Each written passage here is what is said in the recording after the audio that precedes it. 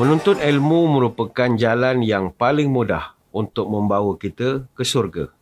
Ada satu hadis daripada Abu Hurairah radhiyallahu anhu.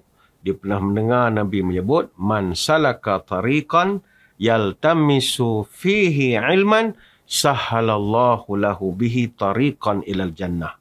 Siapa-siapa yang menempuh satu perjalanan demi untuk nak belajar ilmu, nak menuntut ilmu, maka Allah akan mudahkan baginya nanti di surga, untuk masuk surga atau jalan ke surga. Ini hadis riwayat Imam Muslim. Sebab itu menuntut ilmu merupakan suatu amalan yang sangat mulia. Sebab itulah dalam Al-Quran Allah Ta'ala ada merakamkan bagaimana dalam surah Taha ayat ke-114. Wa qul rabbi zidni ilma. Dan berdoalah wahai Muhammad dengan berkata, wahai Tuhanku, tambahkanlah ilmuku.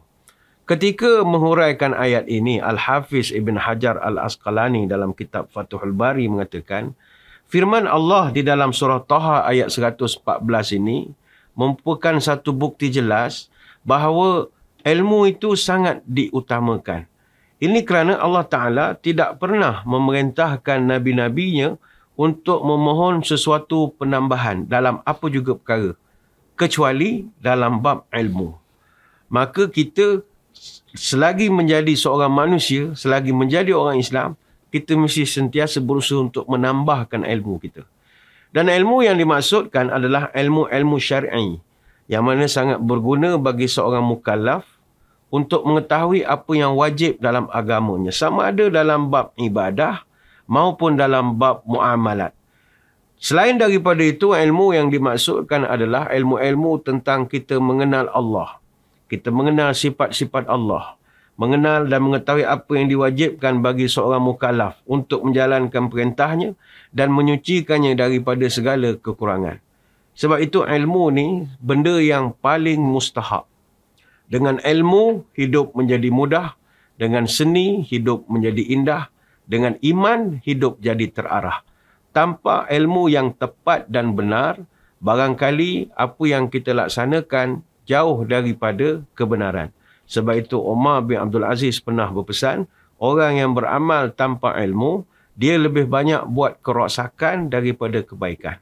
Maka sebagai orang Islam, mari kita ambil semangat daripada surah Taha ayat 114. Wa qur rabbi zidni ilma. Ya Allah, tambahkanlah kepada aku ilmu. Bukan tidak ada ilmu, tapi tambahkan lagi ilmu yang lebih baik daripada sebelumnya.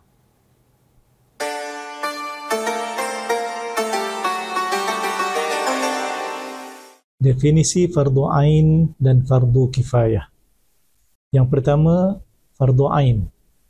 Fardu ain adalah perbuatan yang wajib dikerjakan oleh setiap orang yang sudah mukallaf, iaitu cukup syarat-syaratnya seperti berakal, baligh dan sebagainya. Kesan daripada fardu ain ini, seorang Muslim yang mukallaf yang meninggalkan kewajipan fardu ain akan menanggung dosa besar dan juga menjejaskan kesempurnaan imannya. Contoh bagi fardu ain adalah menunaikan solat fardu 5 waktu. Yang kedua, fardu kifayah. Fardu kifayah adalah perbuatan yang wajib dilakukan oleh seseorang atau sekumpulan anggota masyarakat Islam tanpa melihat siapa yang mengerjakannya. Apabila telah dilakukan, maka hilanglah tuntutan kewajipan itu terhadap orang lain. Kesannya, sekiranya tidak ada seorang pun yang melakukannya, maka semua orang Islam adalah berdosa. Contoh bagi fardu kifayah ini adalah melaksanakan solat janazah.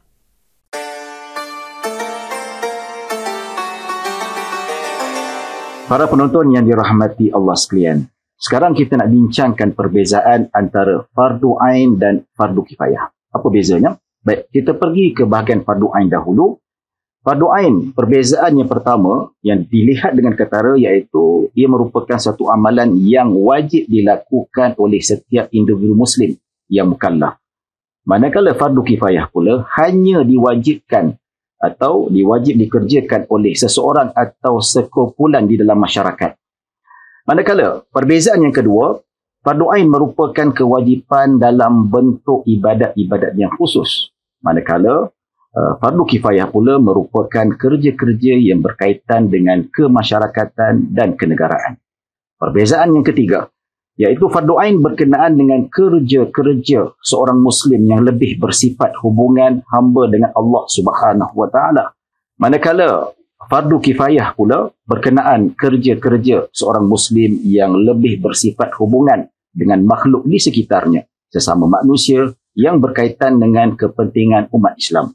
Contoh yang boleh kita ambil daripada fardu ain seperti solat fardu 5 waktu, zakat harta, zakat fitrah dan juga puasa. Manakala fardu kifayah, kita boleh ambil contoh yang boleh dikaitkan iaitu solat jenazah, iaitu ke atas umat Islam yang sudah meninggal dunia.